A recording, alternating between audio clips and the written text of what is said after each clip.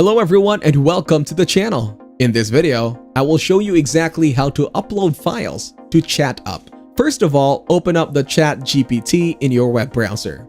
Then copy and paste the script into your console, and it will generate the necessary JavaScript code for creating a file upload button within the Chat GPT interface. Once the code is generated, proceed to the next step.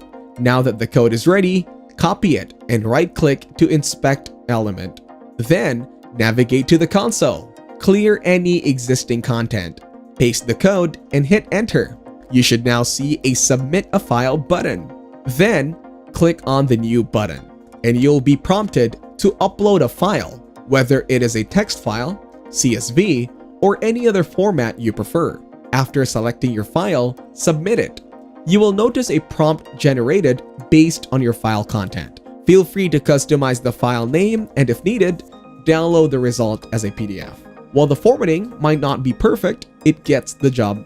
This method provides a straightforward way to upload files to Chat GPT. Thank you everyone for watching. Hope you got some value. Make sure to like the video and subscribe to our channel. Leave a comment down below and I will see you in the next one.